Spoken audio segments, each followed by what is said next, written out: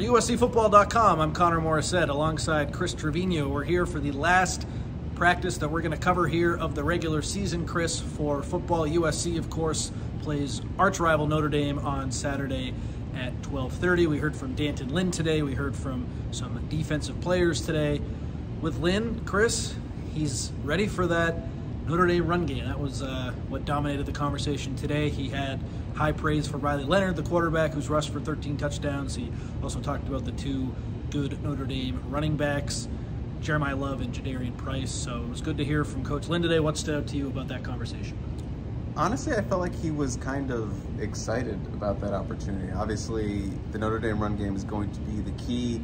They're one of 20 teams in the country that are averaging over 200 yards per game. Their last 4 games, they have rushed for 200 plus yards. So if USC can find a way to slow that down and make them off their game, then USC will have a chance in the Coliseum. So he kind of had this look in his eye. I felt like he was excited about the opportunity that his defense and the run team has. He just says they have to be consistent. That is the key for them in defending this running attack. Riley Leonard, he said he's very fast, and in terms of quarterbacks they faced this year, they haven't faced a ton of running quarterbacks. They faced some mobile quarterbacks, but in terms of design runs, Riley Leonard is up there in terms of guys that they've played this year, and he straight out said this is going to be one of the best offenses we've seen this season.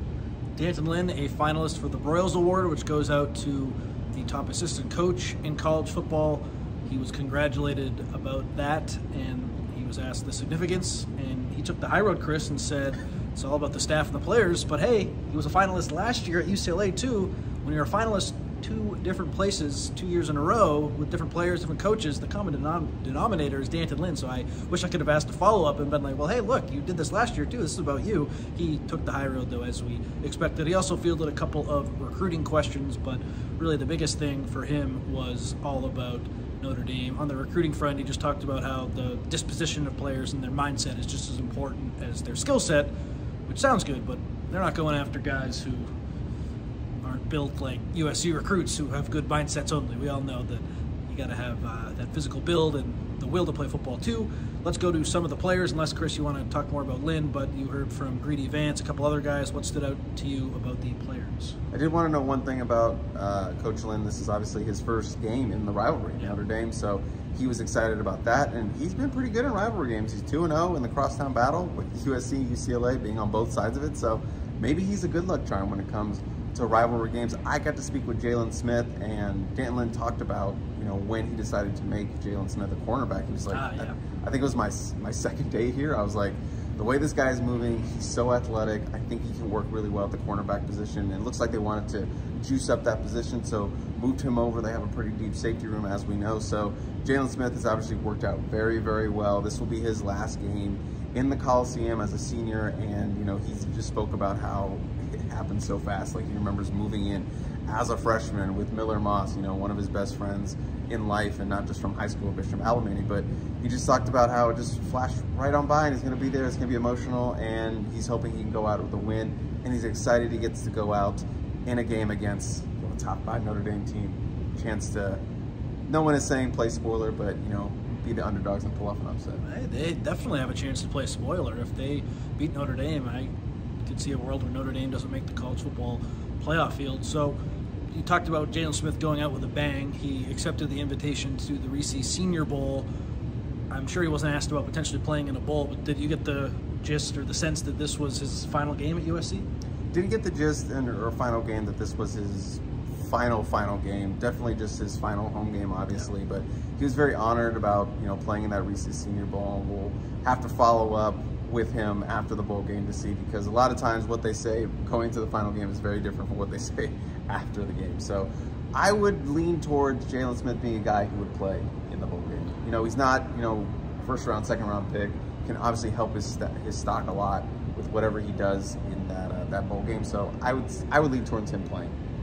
I heard from Sam Green, who D'Anton Lynn said is so versatile, and I remember way back when we talked to Lynn first, we said what helps guys get on the field, and he said versatility. So we saw Green in the UCLA game on the 4th and 10, last play of the game pretty much before USC took some knees. He's spying quarterback Ethan Garbers and makes a great read on the play. I don't know how many other defensive ends have that kind of ability where Lynn is good with them dropping back and being able to spy the quarterback. A lot of guys, they just try to get up the field and sack the quarterback. It seems like Green is understanding the defense, and he's just getting better and better week in and week out. So he was really excited just to be playing, because he talked about how at the beginning of the year it was frustrating, and he's happy to be out there. That's just the sense I get talking to him. He is so happy to be playing, and he's been great against the run, Chris. He's been good at getting quarterback pressures. He tied Cameron Fountain for 4 quarterback pressures against UCLA, which led the team.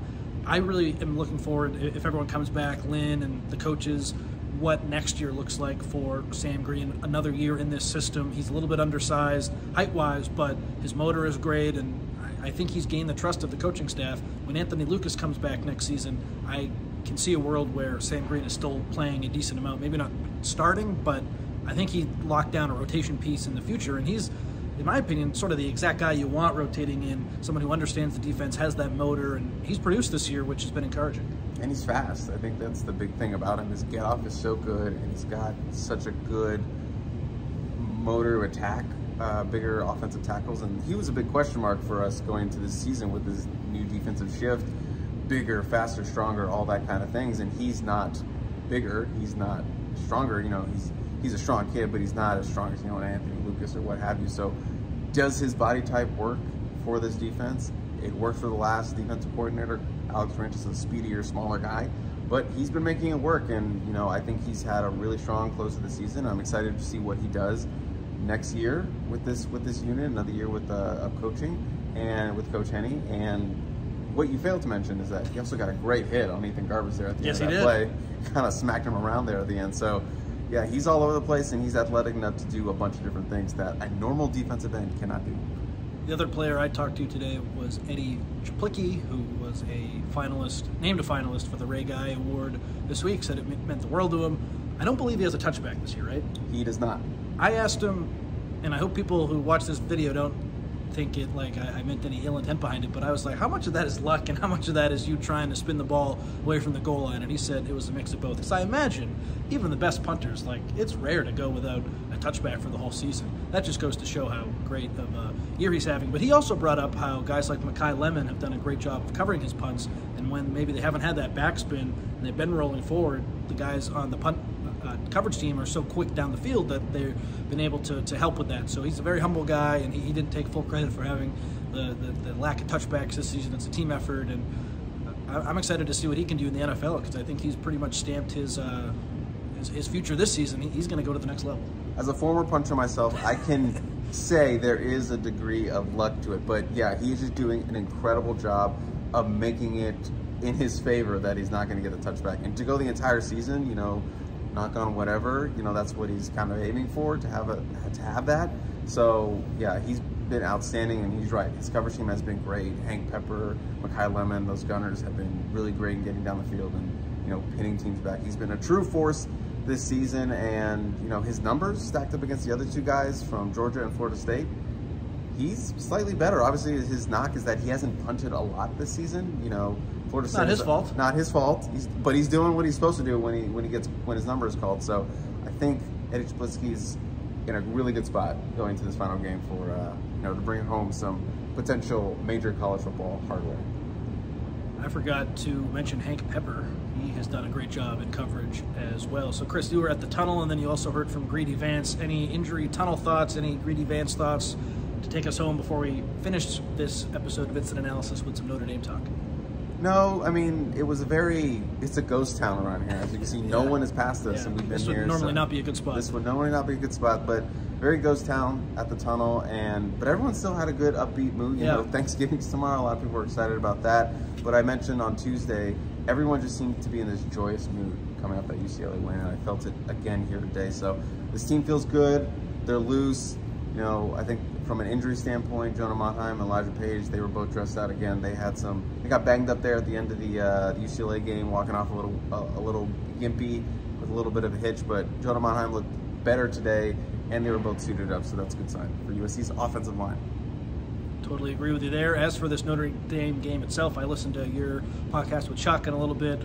I feel like we all feel the same way. It's going to be a big tough game for USC, of course. Notre Dame, I think, is the best team that USC's faced all season, even though their schedule leaves a lot to be desired. They're just getting better, so they got to stop the run. USC does to beat Notre Dame, avoid turnovers. Notre Dame has the country's lead in most turnovers forced this season, so it's certainly not going to be easy. I give USC a chance, of course, but on the show with Ryan, I picked USC to lose 27-17.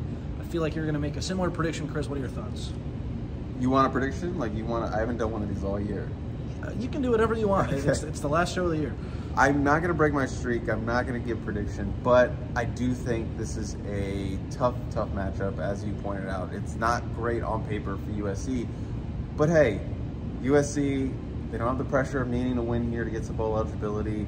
Notre Dame hasn't played a true road game in like a long time. USC plays really good at home. They play above, you know, what we've seen them on the road. So that is in favor of USC. So rivalry game, you know, they feel good, play good. So I'm willing to bet it's a little bit closer than, you know, I feel like I was thinking early in the week. So I still think Notre Dame slightly, but I think anything can happen in this one. He's Chris Trevino. I'm Connor Morrissette. We'll see you at the Coliseum for Saturday's big rivalry game between Notre Dame and USC. The home team should be really excited. Chris, I can't wait for this one. It's always fun to me when USC goes up against a solid opponent. It's fun to see where USC stacks up. So I'm looking forward to that. And we'll see you Saturday at the Coliseum. Happy Thanksgiving.